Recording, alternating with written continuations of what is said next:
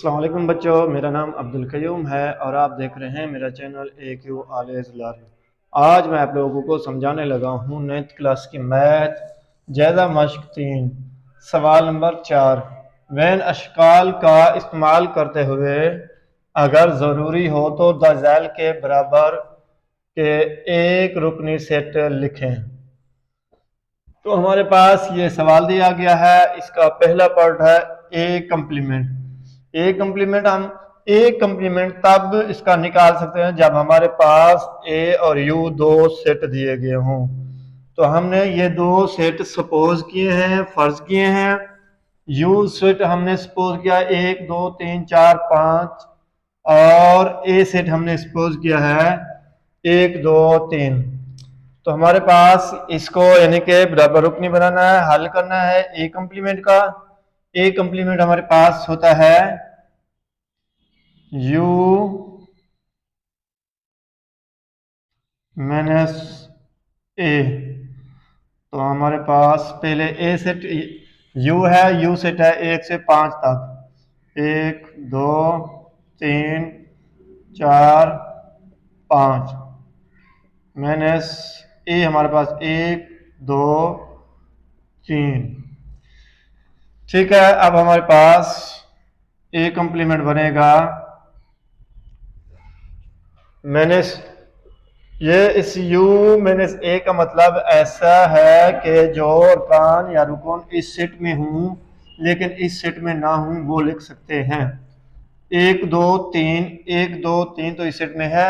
इस सेट में कौन से अरकान नहीं है? 4 और 5, 4 और 5। ये हमारे पास आ गया है। अब दूसरा हमारे पास है ए तुकाते यू। हम इनको लिखते हैं, सबसे पहले ए का लिखेंगे। ए सेट हमारे पास है 1 2 3, 1 2 3 और उसके बाद क्या है? तुकाते। उसके बाद क्या है? यू। 1 2 3 4 5। ये हमारे पास ए तुकाते यू का हम मालूम करेंगे।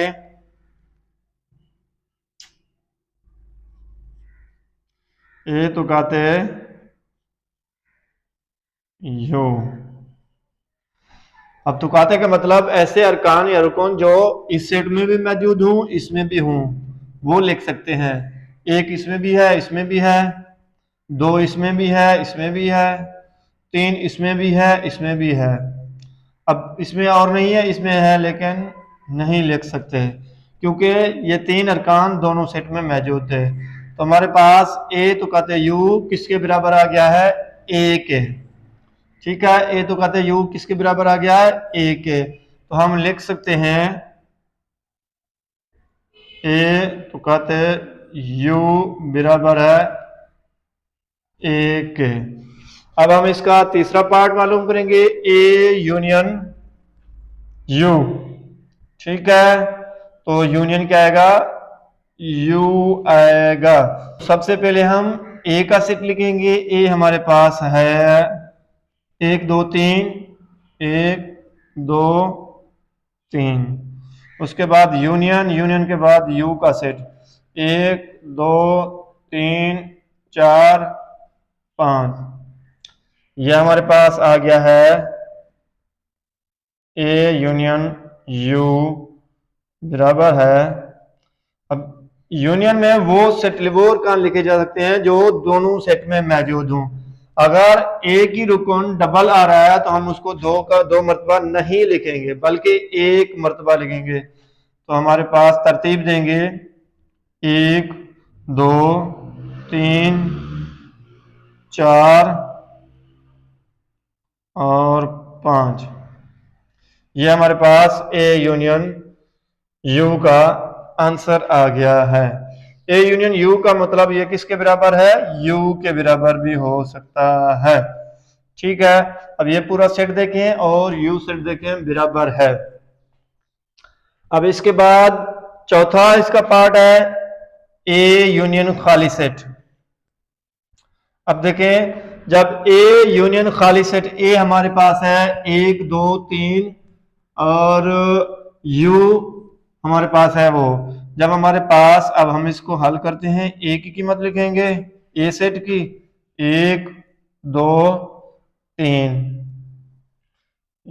यूनियन खाली सेट। अब यूनियन में वो आते हैं जो दोनों अरकान में शामिल हों, लेकिन इस सेट में ये रुकन शामिल हैं, तो हम लिख सकते हैं ए यूनियन खाली सेट बराबर है ए, क्योंकि अब हम इसको हल करेंगे 1 2 और 3, ये हमारे पास ए यूनियन खाली सेट आ गया है। अब हमारे पास है पांचवा इसका पार्ट, पांचवा जोज खाली सेट तुकाते खाली सेट। जब खाली सेट तुकाते खाली सेट आएगा तो वो खाली सेट ही रहेगा। अब देखें खाली सेट तुकाते खाली सेट, तो इसका आंसर भी खाली सेट आएगा। ठीक है, यानी कि अगर किसी में भी कोई भी नहीं है तो खाली सेट ही बनेगा। अब हम इसके डायाग्राम बनाएंगे। डायाग्राम बनाने के लिए यू एक मुस्तील होती है, फिर उसके बाद सर्कल बनाते हैं। तो सबसे पहले हम पहले जुज का डायाग्राम बनाते हैं, हाथ से बनाएंगे। अब हमारे पास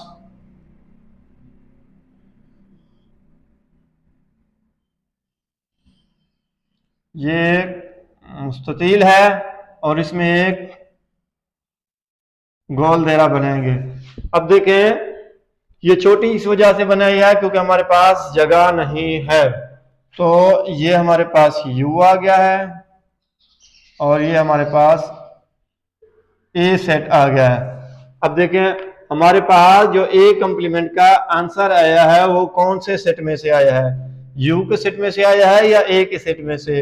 अब देखें 4 और 5 किस सेट में है, यू सेट में है।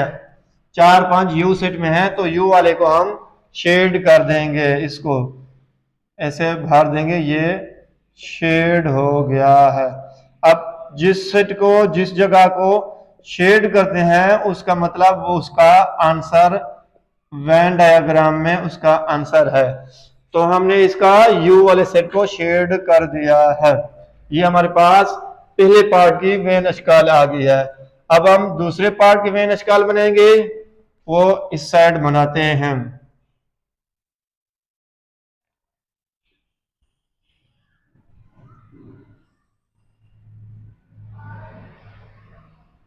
अब इसमें गोल दायरा बनाएंगे, सर्कल बनाएंगे तजर्बे के लिहाज से।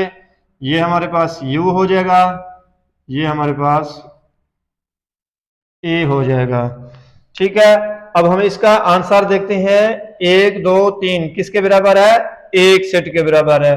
ए सेट हमारे पास ये है, तो जिसमें जिस सेट का आंसर आ रहा हो उसमें हम शेड भर देंगे। तो इसमें हम शेड भरेंगे।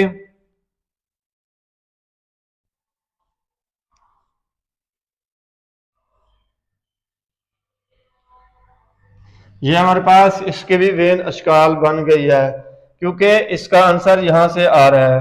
अब हम तीसरे पार्ट का, यानी कि पार्ट ये तीसरा है, इसकी वेन अशकाल बनाएंगे। इसकी वेन अशकाल हम इधर बनाते हैं। ये हमारे पास तीसरे पार्ट की वेन अशकाल, ये जगह कम है तो इस वजह से हम इसकी, यानी कि वेन अशकाल है छोटी बनेगी। ठीक है, अब इसमें तीसरे पार्ट का हमारे पास आंसर 1 2 3 4 5 ये किसके बराबर आ गया है, ये बराबर आया है यू के बराबर। ए यूनियन यू यू के बराबर था, तो हमारे पास ये यू सेट बनेगा। अब एक गोल दायरा बना लेते हैं, ये हमारे पास ए सेट बनेगा। तो जहां पे हमारा आंसर हो तो उस हिस्से को हम शेड कर देंगे, शेड भर देंगे। तो हमारे पास यू सेट वाला हिस्सा है ना, ये हम इसका शेड भरेंगे। शेड बनने के बाद हमें पता चलेगा ये हमारा इसका आंसर है, इस हिस्से में आंसर है। जिस हिस्से में शेड भर देंगे वो हमारे पास उसका आंसर होता है, उस हिस्से में। अब हम पार्ट 4 का शेड बनेंगे, उसका हम इधर बनाएंगे वेन अशकाल। पार्ट 5 की वेन अशकाल बनाते हैं।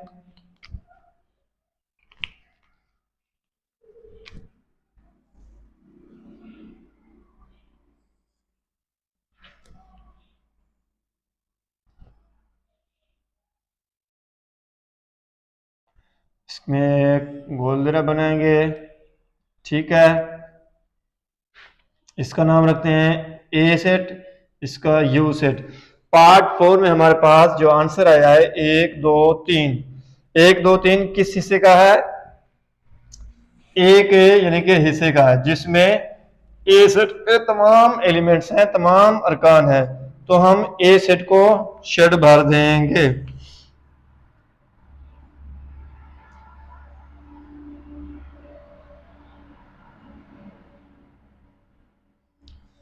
तो हमारे पास ये चौथे पार्ट का, चौथे जुज का, फोर्थ पार्ट का वेन अशकाल बन गई है।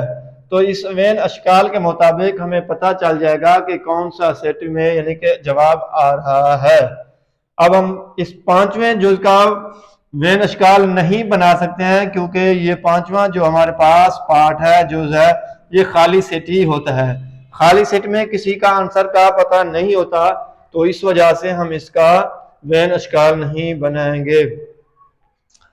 अब बच्चों, उम्मीद है आप लोगों को इस सवाल की समझ आई होगी। अगर किसी जगह समझ ना आई हो तो आप मुझे कमेंट में बता सकते हैं, और इस वीडियो से आप लोगों ने कुछ सीखा हो तो आप मेरे चैनल को सब्सक्राइब कर सकते हैं।